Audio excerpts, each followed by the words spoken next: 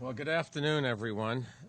It is an honor to welcome Prime Minister Netanyahu to Gracie Mansion, especially the day after Yom Kippur.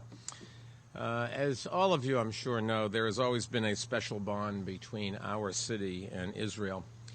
Like Israel, New York City's history has been defined by immigrants who come in search of freedom and the opportunity to build a better life. And like Israel, New York City has remained a target for terrorists who seek to destroy that freedom. In the wake of the 9/11 attacks, the people of Israel stood with us in solidarity, knowing that terrorists are only victorious if they frighten people into giving up their beliefs, their values, and their way of life. That will never happen in Israel, and it will never happen in the United States.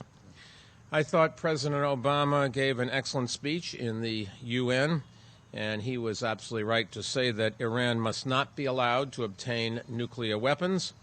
The U.S. and Israel are in complete agreement on that, and I think that Prime Minister Netanyahu made a very compelling case today why a clear red line is needed and why that will help preserve peace.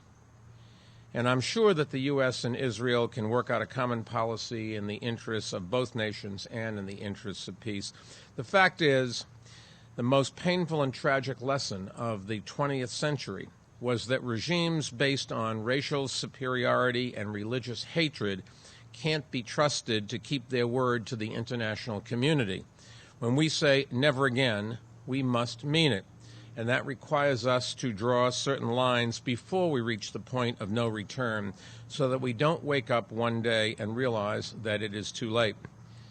Millions of Americans have contributed to building a stronger Israel. I've been proud to be one of them. Last year I went to Jerusalem to help dedicate, in my father's name, a new MDA medical facility which treats people of all faiths and all nationalities absolutely equally. And on that trip, I did have the pleasure, again, of visiting with Prime Minister Netanyahu and his wife, who's with us today.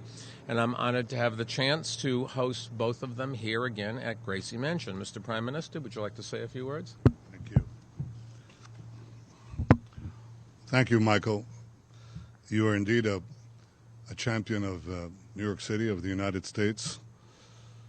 You've contributed mightily to both and also made generous contributions to Israel, and you stand for the friendship between Israel and the United States and the deep sympathies that emanate from this common commitment to freedom.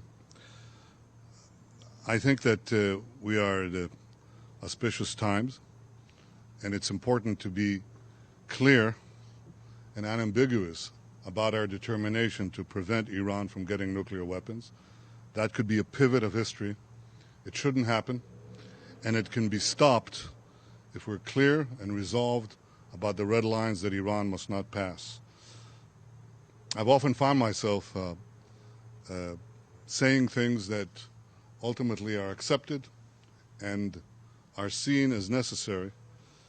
I believe that many see this today. We're in close consultations with the United States about this issue, about how to practically prevent Iran from moving ahead, how to make them abandon their nuclear weapons ambitions.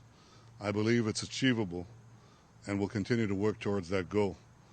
I can think of no better place to think of what it means to have a free civilization. What are the potentials of a free people than here in Gracie Mansion, next to Mayor Bloomberg, and all of you. I want to thank you for your hospitality, Mr. Mayor. I want to thank you for your friendship. It's good to be with you again.